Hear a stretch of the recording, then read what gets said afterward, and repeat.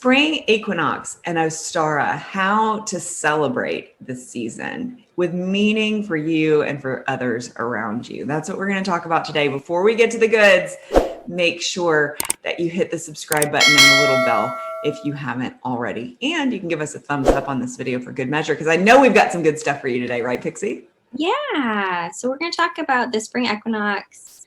It is one of the balanced days, balanced light, balanced dark.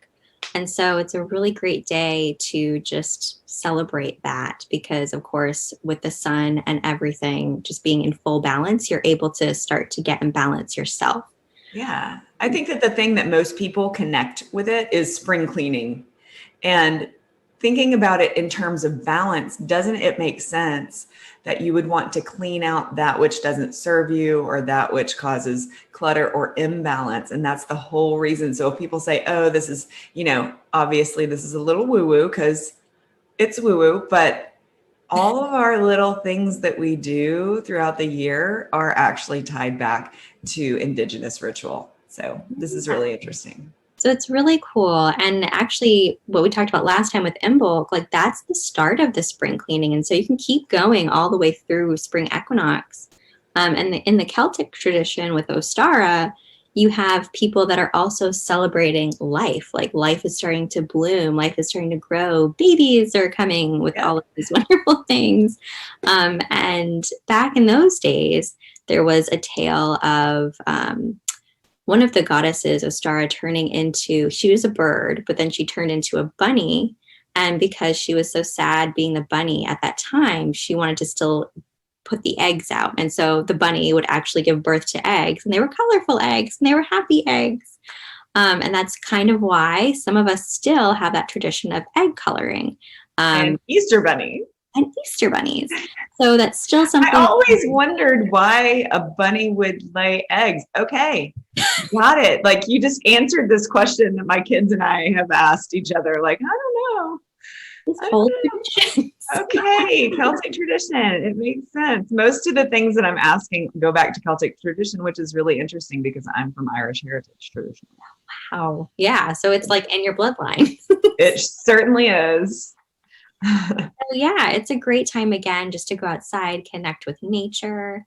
Some of the things I like to do in my Ostara rituals are really just to go outside, sit by a tree, look at all the things that are growing, and then get thankful for the things that are growing in my life, the things that are blossoming.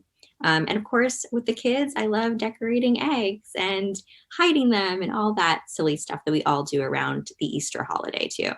Absolutely. One of the things that I love doing in the spring, because there's so much, and that saying, take time to stop and smell the roses. Mm-hmm. But I like to go on and this might sound super cheesy to a kid at first, but it's fun because I turned it into a contest.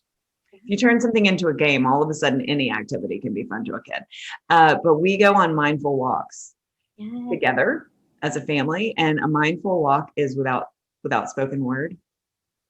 And so we go on mindful walks when the new growth is coming out so that we can be more in tune. When you're not using this thing, you're really surprised how much these things work better and these things. And so we go on these mindful walks together and really use our eyes and our ears. And then we come back and see who can come up with the most unique observations. I love that. From the walk. So it turns it into a game, and it's exercise, and we're outside, and so it's really interesting. And you have the opportunity, even if by force for the kids, to notice beauty that's around you that you otherwise would have walked right past. Yeah, I think that's just so important to teach our children nowadays with everything that they're focused on technology wise, just to really be present. And it's a beautiful time, like you just said, to do those mindful walks and to take them out to be like, okay, seriously, we're in the present moment now. Let's honor that and be grateful for everything. Absolutely. Absolutely. What is something, if someone doesn't celebrate Easter and doesn't want to do the eggs, what's something that they can do, maybe a candle ritual or something like that that's connected to the spring equinox? So during this time, I really love connecting with water and earth because everything is growing. And again, in Imbolc, that's usually when you're planting your seeds in your garden. So around the spring equinox is when you should see the first sprouts. So maybe at Imbolc, you plant a seed and you keep it on your altar, or you keep that plant on your altar. By the spring equinox, you should be able to see some, if not a lot of growth that you can be grateful for. With that, you can also do like some type of water ritual, whether that's, again, finding the balance. And what I like to do is write my intentions on a sheet of paper of things I'd like to release and also things I like to bring in, because balance. I soak them in the water overnight and then I actually plant them, or really just put them in the ground outside. Really cool if you use those papers actually grow plants. If you want to do that, that's cool too.